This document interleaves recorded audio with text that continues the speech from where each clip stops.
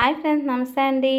Godavari side కొబ్బరి పెరుగు తాలింపు అండి. ఇటు సైడ్ ఎక్కువ అన్ని కొబ్బరి చెట్లు ఉంటాయో అలాగే కొబ్బరితో అనేక రెసిపీలు తయారు చేస్తారండి. అందులో ఒక రకమైనది ఈ రెసిపీ కొబ్బరి పెరుగు తాలింపు అండి.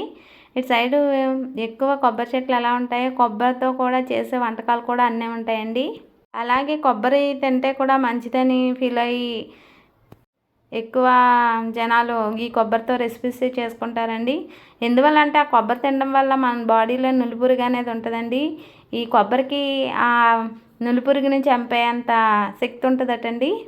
అందువల్ల కొబ్బరిని తీసుకుంటూ ఉంటారు. ఒకవేళ ఈ టిప్ ఎవరికైనా నచ్చితే కొబ్బరి మీరు కూడా ఎక్కువ వాడుకోండి. గ్యాస్ ఉన్న వాళ్ళకి కట్ట కొబ్బరి అంతగా పడదంటారు. అసలు బేసిక్గా నులిపురుగుల వల్ల గ్యాస్ ఫామ్ అవుతుంది అంటారండి. ఇంకా అలాంటప్పుడు ఇలాంటివి తీసుకొని మనం కూడా ఆ టిప్ వాడుకుని నులిపురుగుల్ని పోగొట్టుకోవచ్చు కదండి. ఇక టాపిక్లోకి వెళ్ళిపోదామండి. మనకి కొబ్బరి పెరుగు తాలింపు కావాల్సిన పదార్థాలు ముందుగా కొబ్బరి కూరంతో కూరేసుకొని పక్కన ఉంచుకోండి.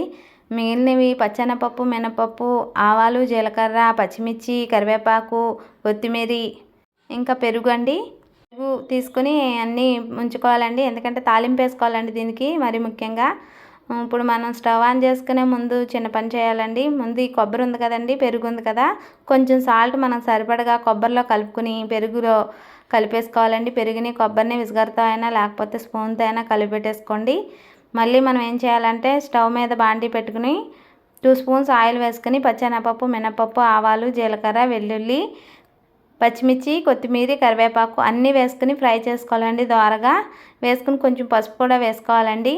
ఇప్పుడు మనం పక్కన పెట్టుకున్నాం కదండి కొబ్బరిని పెరుగు కలిపేసుకున్న మిశ్రమాన్ని బాగా ఈ పోపు అంతా చల్లారిపోయిన తర్వాతనే కలపాలండి. ఆల్రెడీ ఎందుకు చెప్తున్నానంటే హీట్ మీద కలుపుకోకూడదండి, పెరుగు కదండి, ఇంకా వెంటనే పుల్లగా కూడా అయిపోతుంది. అందువల్ల మనం తాలింపు అంతా చల్లారినాకనే వేసుకుని తిప్పేసుకుంటే ఎంతో రుచికరమైన కొబ్బరి పెరుగు తాలింపు రెడీ అండి. ఒకవేళ మీకు వీడియో కనుక నచ్చినట్టయితే ఒకసారి ట్రై చేయండి. ఇలాంటి వీడియోలు మరిన్ని పోస్ట్ చేస్తా అండి. మీ సపోర్ట్ నాకు కావాలి.